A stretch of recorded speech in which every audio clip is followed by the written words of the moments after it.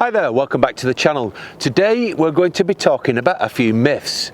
Well, I say myths. What they are really is questions that people have asked on various forums about subject matter relating to caravans. And I thought today I'd answer some of them because some of them are turning into myths. So let's take a look at some of the myths or questions that people ask on a regular basis. So the first question I want to tackle is about awning rail protector, and someone asked, can I tow with the awning rail protector still in the awning rail? And the answer is yes, you can. It's not going to cause any drag any more than what a caravan does anyway, so the answer is yes, you can. And the second question that was asked was, does it prevent black streaks? And the answer I will explain now. The awning rail on the average caravan is made of either 2 or 3 pieces. In my case, it's joined here and it's joined at the rear here. Why they do that, I really don't know. You'd think that these days they'd be able to put it in one piece, but they choose not to. I think it's probably got to do with the way they bend the shapes of the aluminium.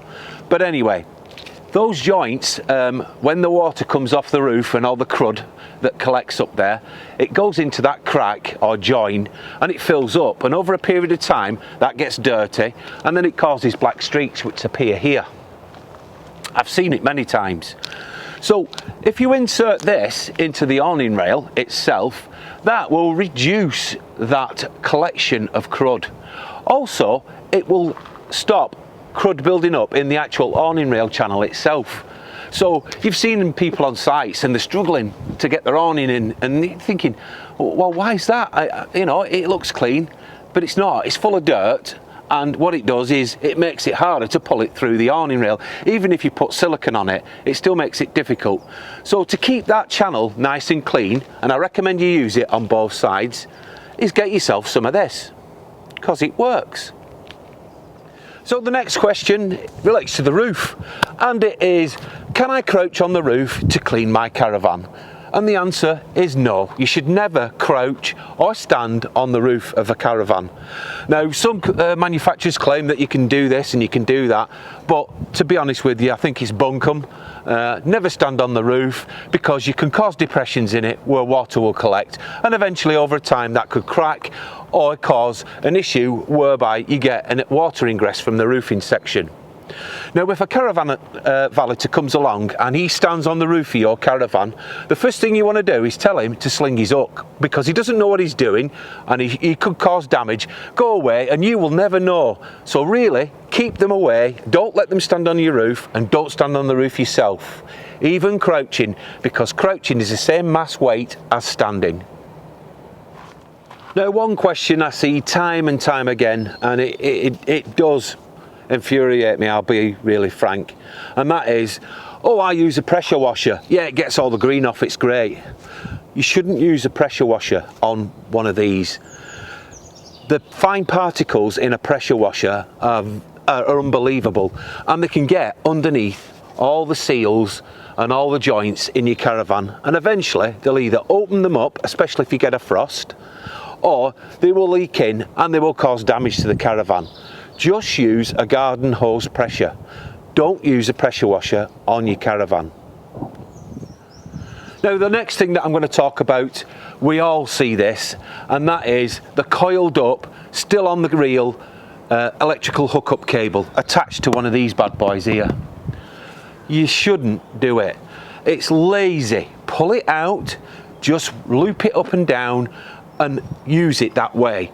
These things get very hot, and they've results of many caravan fires. The worst thing I've seen is it all still coiled up, shoved underneath the van as well. You're thinking, are you mad? These things will get hot and they will catch fire. So please, if you see anybody, kindly say to them, can you just do that, please? Because we've all got to share that site, and we all don't want our caravans going up in smoke. And God help it, I don't want anybody getting injured neither. So never leave it coiled up. The electrical cable should be laid out neatly. Now, as you can tell, I'm at my storage yard, and one of the questions that I did read was, well, the caravan storage yard insures my caravan. Well, the answer to that question is no, they don't. It's down to you to insure your own caravan. It's not a legal requirement, so if you choose not to insure it and you have an accident, then it's down to you to foot the bill to get it sorted, and any third party. What they do have in these storage yards is what they call public liability insurance. Now that's in case you trip, fall, or cause an injury to yourself as a result of some form of negligence on their part. But other than that, they do not insure caravans on their site. So the next question we have is, should we leave the microwave plate in or out? Well, since we've been caravanning over the last 5 years, we decided that we were going to leave our caravan plate out. So where we put ours, quite simply, is here. Juliet made a padded bag and we slip it behind the pots there like that, and it's nice and safe. So we leave ours out. If you want to leave yours in, that's entirely up to you. I'm not saying that either way is right or wrong. What I am saying is that's what we prefer, and it's worked for us over the last 5 years, so why change a habit of a lifetime? So the next thing I've noticed on the internet is a lot of people are getting older vans and they're modernising them. They're painting all the cupboards and they're putting nice new covers and curtains on them, and they look really nice. One thing I did notice a few months ago was somebody had actually tiled the splashback area with ceramic tiles. Well, I'll be really honest with you now, don't do that, because there's plenty of other products on the market that look like ceramic tiles and are perfect, that are like a sticky back adhesive, and they're ideal. But putting ceramic tiles on a wallboard, which is not really designed for it, and also the fact that when this caravan goes down the road and it flexes, eventually they'll all fall off and you'll cause damage to the inside of your caravan. Plus, you're adding weight.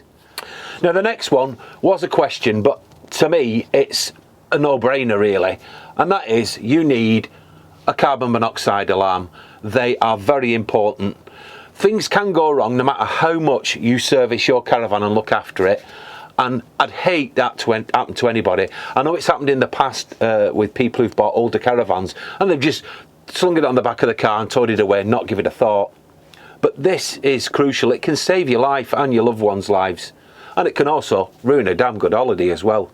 So for me, a smoke alarm and also a carbon monoxide alarm is a must, and check them regular and replace the battery at least once a year.